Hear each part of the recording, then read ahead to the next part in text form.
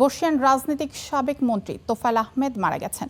রাজধানীর স্কয়ার হাসপাতালে চিকিৎসাধীন অবস্থায় বেলা 3:30টার দিকে তার মৃত্যু হয়। ধানমন্ডির তাকওয়া মসজিদ প্রাঙ্গণে জানাজা স্থল থেকে সর্বশেষ জানাতে যুক্ত হচ্ছেন আমাদের সহকর্মী নিবিড় সাহা।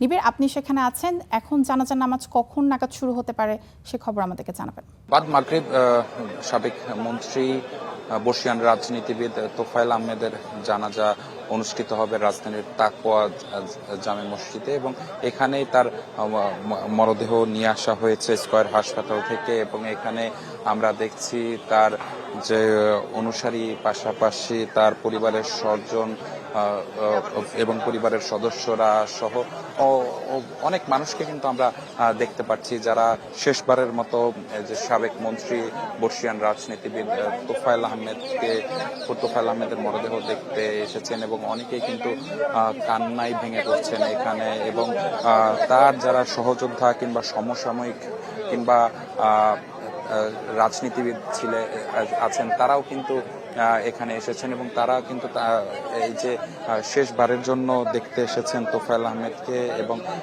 তাদের সাথেও আমরা কথা বলেছি, তারাও কিন্তু বলছেন যে এই যে তোফায়েল আহমেদ শুধু আসলে একটি দলের না, তিনি দলমত নির্বিশেষে বাংলাদেশের রাজনীতিতে তার যে অবদান, তার যে ভূমিকা, সেটি কিন্তু মনে রাখার মতো, যার কারণে কিন্তু আসলে তারা ছুটে এসেছেন। এবং কিছুক্ষণ আগে তার আইনজীবী, অর্থাৎ 2001 থেকে 2006 সাল পর্যন্ত তার বিরুদ্ধে যে মামলাগুলো হয়েছিল, সেই মামলায় যিনি আইনজীবী ছিলেন তিনি কথা বলেছেন। তিনিও কিন্তু বলেছেন